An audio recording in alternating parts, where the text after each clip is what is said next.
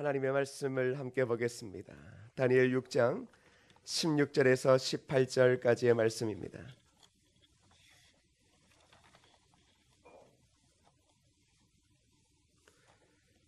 구약 성경 1243면에 있는 다니엘 6장 16절에서 18절까지의 말씀을 우리 한 목소리로 함께 읽겠습니다. 시작. 이에 왕이 명령하매 다니엘을 끌어다가 사자굴에 던져 넣는지라.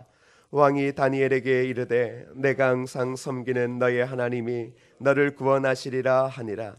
이에 돌을 굴려다가 굴 어기를 막음에 왕이 그의 도장과 기독들의 도장으로 봉하였으니 이는 다니엘에 대한 조치를 고치지 못하게 하려 함이었더라. 왕이 궁에 돌아가서는 밤이 새도록 금식하고 그 앞에 오락을 그치고 잠자기를 마다하니라. 아멘. 할렐루야. 우리 인사하겠습니다. 기도가 승리의 비밀입니다. 기도가 승리의 비밀입니다. 사랑하는 여러분, 성령 하나님께서 우리 안에 거룩한 갈망을 일으키셔서 우리로 하여금 담대한 기도를 통하여 승리하게 하실 줄 믿습니다. 오늘은 기도의 중요한 한 가지에 대해서 말씀을 나누고자 합니다. 그것은 바로 기도는 믿음과 함께 한다는 것입니다. 여러분, 특세 노트에 오늘의 한 묵상집을 한번 오늘 출근하시다가 그리고 잠시 시간이 나면 한번 보시면 좋겠습니다. 왜냐하면 그저 기도는 눈물을 흘리고 슬퍼하는 것만은 아니더라는 것입니다.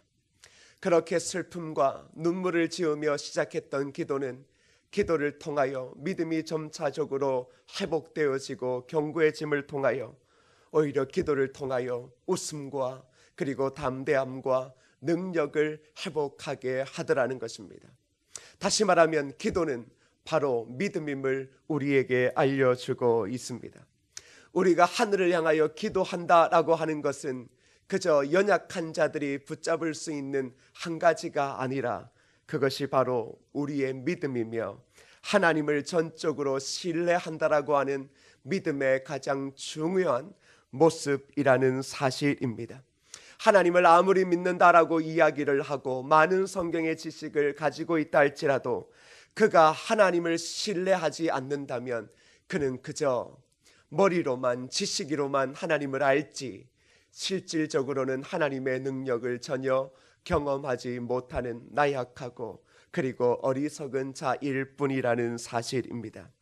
사랑하는 성도 여러분, 기도라는 것은 결국 하나님을 신뢰하는 것이고 하나님을 신뢰한다라는 것은 내 삶을 전적으로 그분에게만 드린다라는 것을 의미하고 있습니다.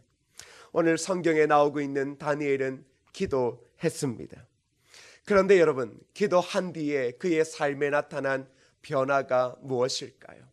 기도가 하나님을 전적으로 의지하는 것이고 하나님을 가장 고귀하게 믿는 믿음의 아름다운 표현인데 다니엘의 기도 뒤에 나타난 중요한 변화를 한번 성경은 이렇게 표현하고 있습니다. 다니엘 6장 16절의 말씀을 읽어보겠습니다. 시작.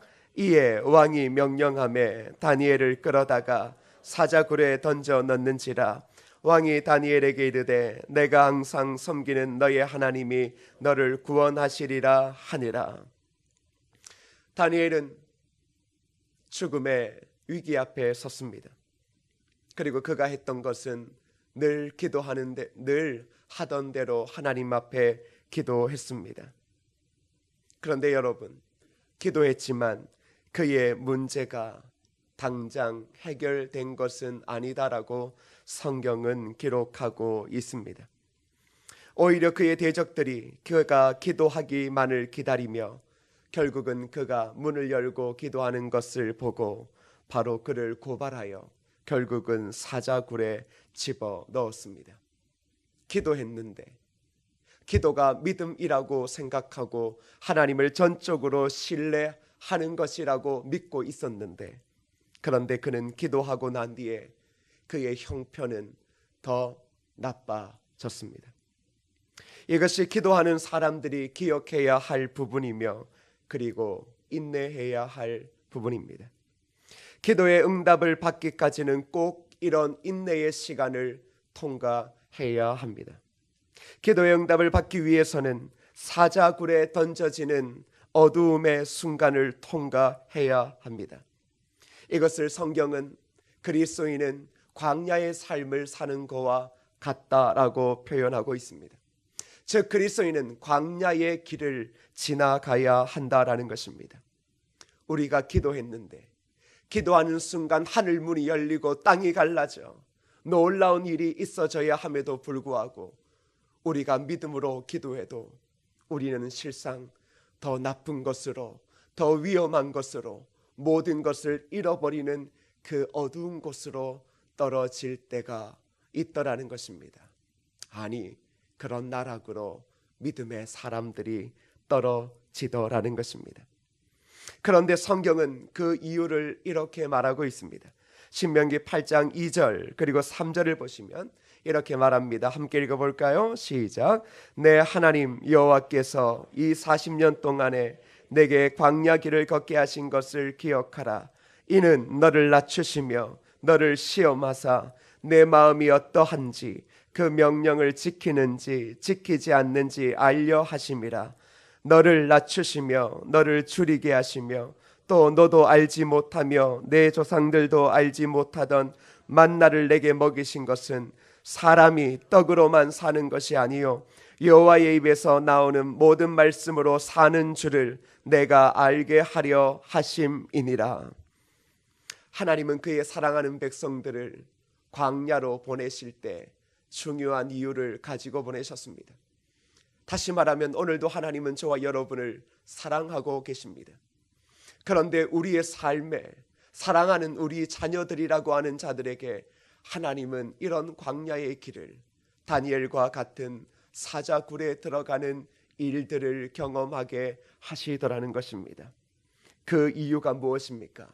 그것은 하나님의 사랑받는 자녀들로 하여금 하나님을 전적으로 의존하는 것에 대해 하나님은 가르치고 싶어 하셨기 때문입니다. 여러분, 자녀는 누구를 의지합니까? 그건 바로 아버지와 어머니를 의지합니다. 어린 자녀들은 아버지와 어머니의 품을 떠나 살 수 없습니다. 그 어린아이들이 바로 우리에게 중요한 것을 가르쳐 줍니다. 하나님의 백성은 그의 사랑하는 아버지인 하나님을 전적으로 의존하며 살아갈 수밖에 없다는 것입니다. 우리 구주께서도 광야에서 시험 받으셨습니다. 이스라엘 백성도 40년 동안 광야의 길을 걸었고 신실하게 한 시대 하나님 앞에 부르심을 받았던 성경의 많은 인물들은 때로는 그들은 평생 광야에서 숨어 살기까지도 했습니다. 왜 하나님은 우리에게 광야와 같은 곳으로 인도하실까요? 왜 하나님의 백성들이 믿음을 가지고 기도한 뒤에 이런 광야에 우리를 버려두신 듯한 느낌을 가지게 하실까요? 광야는 우리의 삶에 하나님께서 우리를 가르치시고 훈련시키는 영적인 학교이기 때문에 그렇습니다. 광야는 낮아지는 곳입니다. 더 정확히 말하면 하나님께서 저와 여러분을 낮추시는 곳입니다. 하나님이 나를 고의로 낮추실 때가 있다는 것을 우리는 알아야 합니다. 과거에 잘 되던 것들이 안 되고 나에게 기회가 주지 않는 때가 있습니다.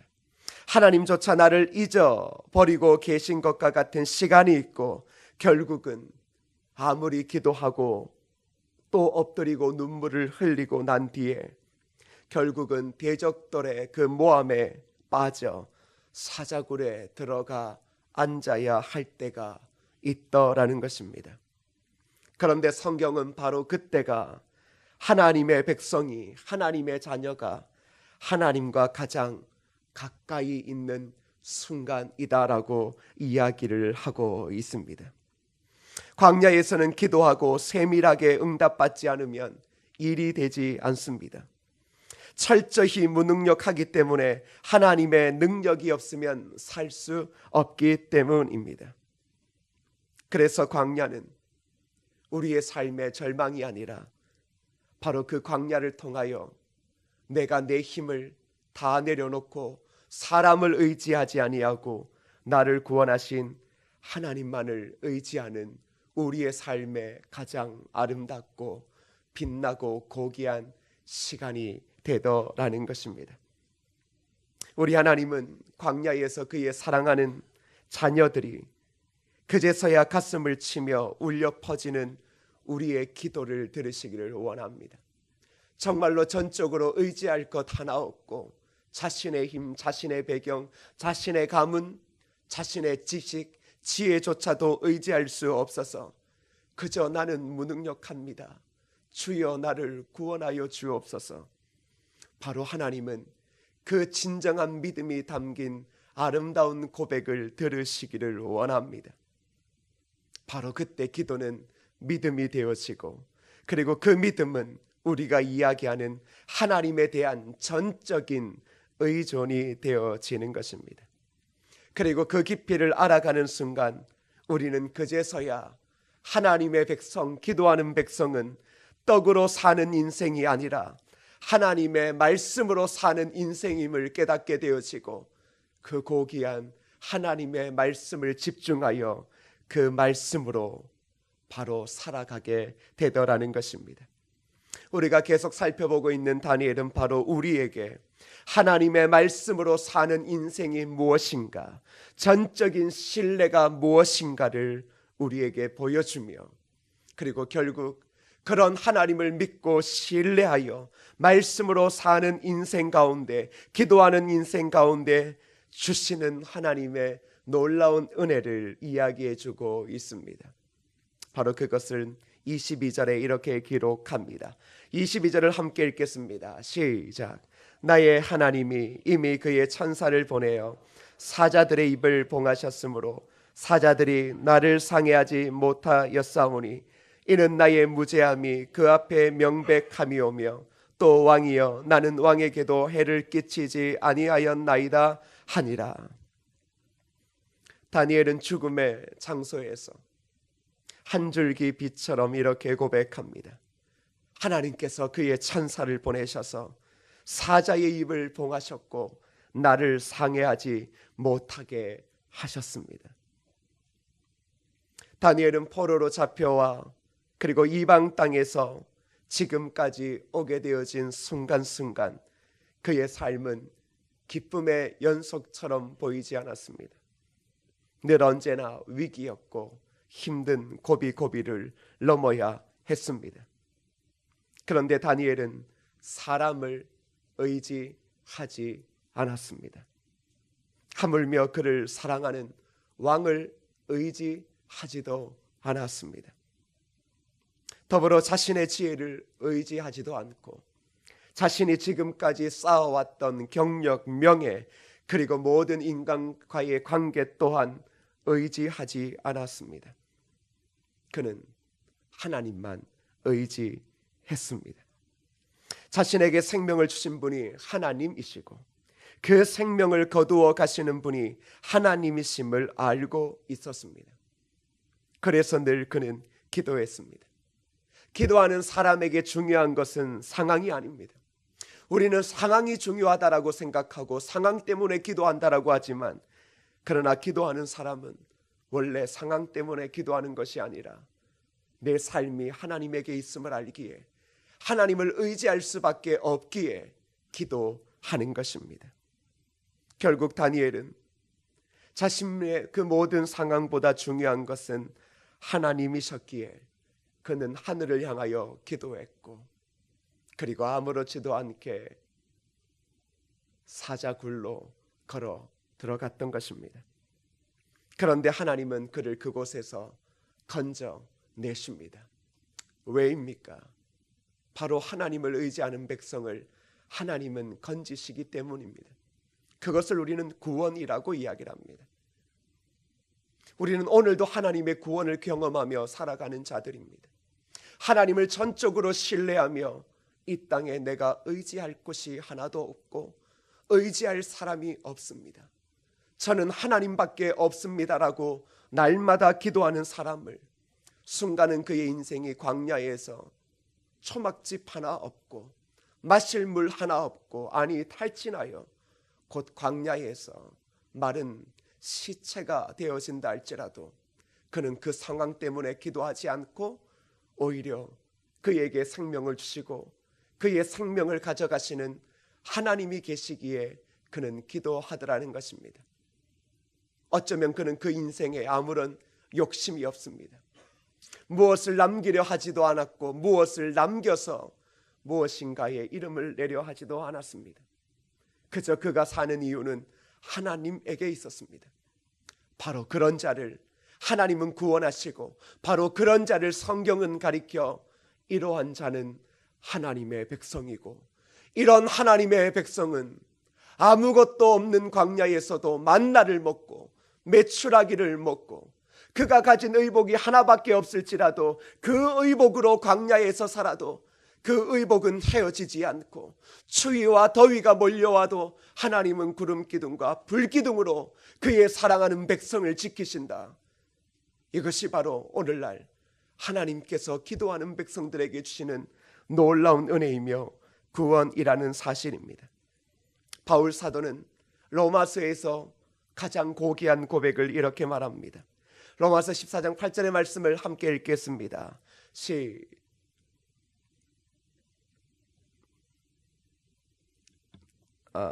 약간 틀릴 수가 있어요. 제가 읽을게요. 저거 지우시고요. 우리가 살아도 주를 위하여 살고 죽어도 주를 위하여 죽나니 그러므로 사나 죽으나 우리가 주의 것이로다. 바울은 그리스도인이 사는 이유가 어디에 있다라고 말합니까? 상황에 있지 않다라고 말합니다. 그건 주님에게 있다라는 것. 가끔 우리는 사명을 위해 산다라고도 말하지만 그러나 그것보다 더 중요한 것은 무엇입니까? 사는 이유가 주님에게 있습니다. 더불어 죽는 이유도 누구에게 있습니까? 주님에게 있습니다. 왜입니까? 우리는 생명의 빛을 진 자들이기 때문입니다. 그래서 지금 우리가 사는 이유는 날 구원하신 예수 그리스도를 위해 살고 날 구원하시고 하나님의 거룩한 성품을 닮아가게 하시는 그리스도를 위해 죽는 것입니다. 다니엘은 자신이 하나님의 것임을 알았습니다. 그래서 하나님만을 의지했습니다. 기도하는 사람들은 기도하면 할수록 자신이 하나님의 소유임을 알고 자신의 생명이 하나님에게 있음을 알고 자신이 하나님이 아니면 전혀 미동할 수 없는 연약한 사람임을 알기에 결국 기도함으로 하나님을 의지할 수밖에 없었습니다. 그래서 기도가 믿음인 것입니다. 오늘 우리가 하나님의 것임을 안다라는 것은 바로 기도를 통해 드러나는 것입니다. 기도는 어떤 상황이 오더라도 우리의 길을 막을 수 없습니다. 왜 그렇겠습니까? 우리는 더 이상 사람을 의지하거나 이 땅의 지식을 의지하는 자들이 아니기 때문입니다. 사랑하는 성도 여러분, 기도는 믿음입니다. 그 믿음은 내 삶의 모든 것을 하나님 앞에 던져 놓는 것을 말합니다. 하나님 앞에 모든 것을 던져 놓는 백성은 할 수 있는 것이 딱 한 가지입니다. 기도밖에 없습니다. 그래서 하늘의 말씀으로 살 수밖에 없다는 말입니다. 그래서 시편의 기자는 이렇게 고백합니다. 내 길을 여호와께 맡기라. 그를 의지하면 그가 이루시고 내 의를 빛같이 나타내시며 내 공의를 정오의 빛같이 하시리로다. 뭐라 그럽니까?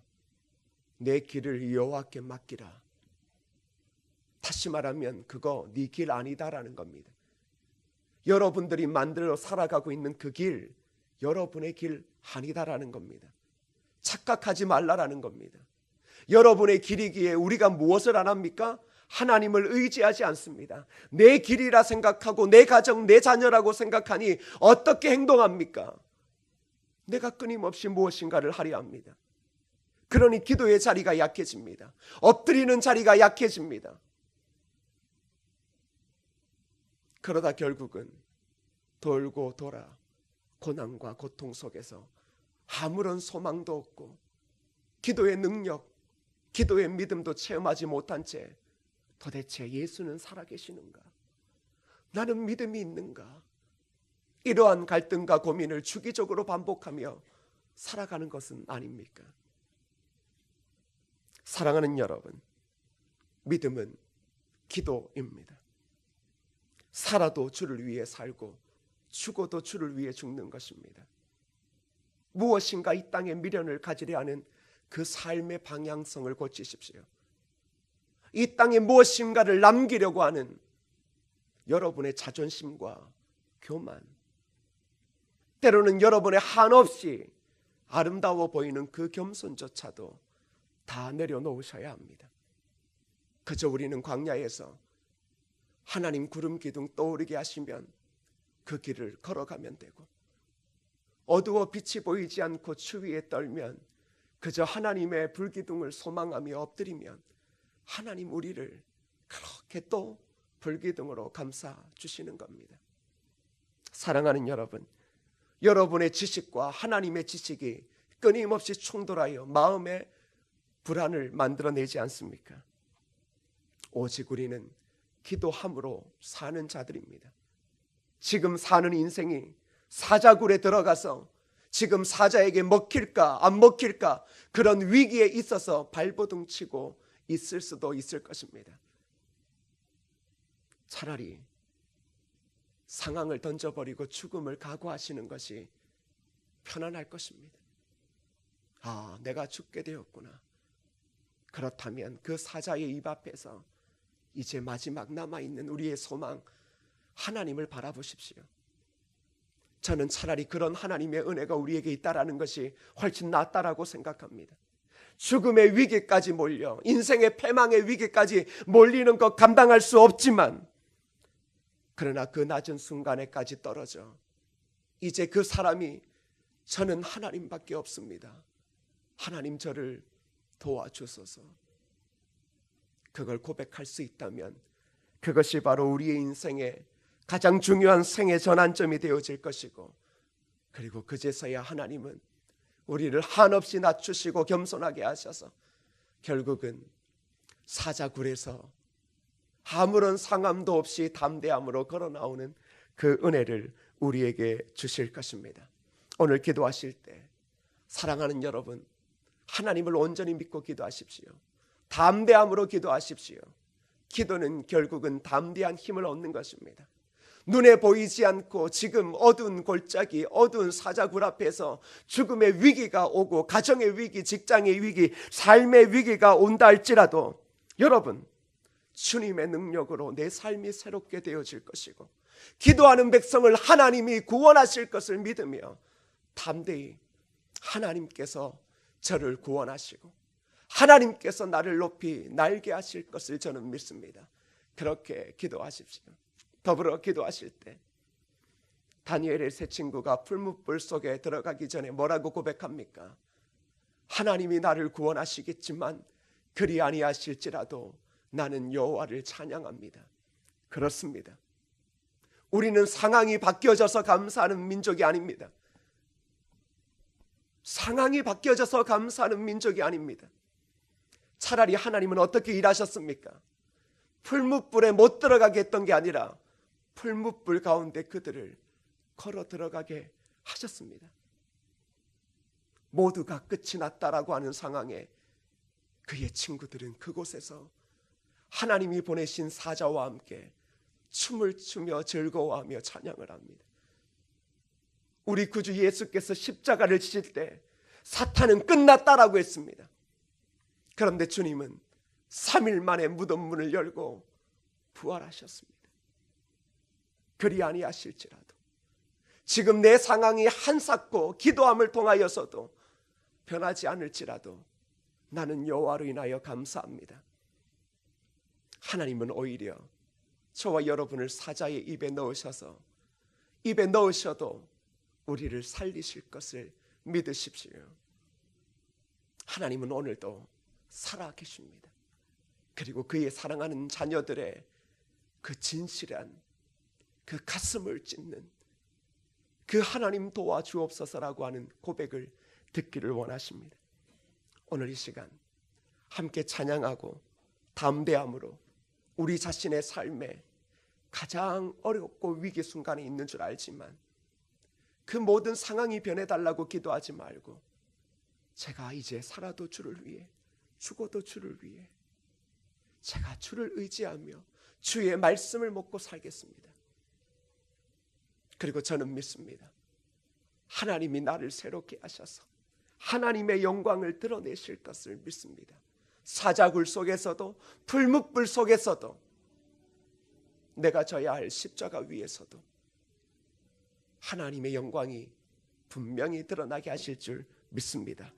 그러한 마음으로 이 찬양 부르시고 함께 기도하면 좋겠습니다.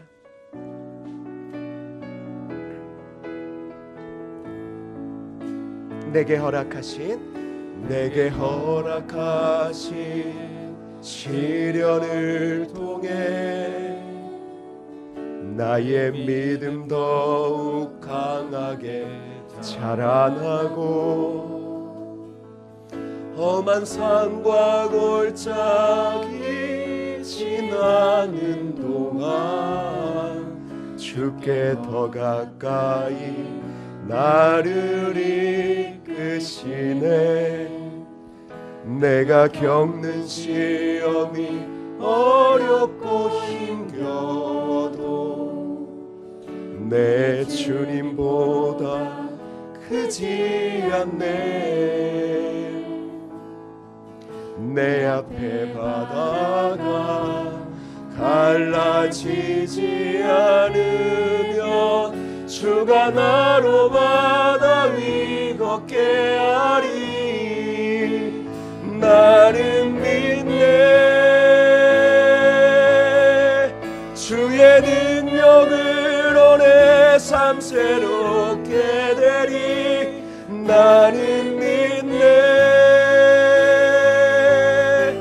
주의 능력으로 담대히 나가리라. 주와 함께 싸워 승리하리라. 날마다 믿음으로 나서가니. 다시 한 번 더 믿음으로 고백합니다. 내게 허락하신 시련을 통해 우리 좀 담대함으로 고백합시다. 나의 믿음 더욱 강하게 자라나고 험한 산과 골짜기 지나는 동안 주께 더 가까이 나를 이끄시네. 내가 겪는 시험이 어렵고 힘겨워도 내 주님보다 크지 않네. 내 앞에 바다가 갈라지지 않으면 주가 나로 바다 위 걷게 하리. 나는 믿네.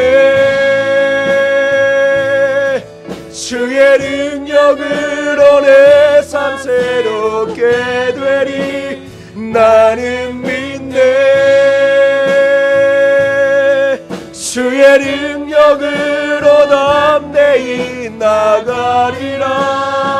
주와 함께 싸워 승리하리라. 날마다 믿음으로 나는 믿네.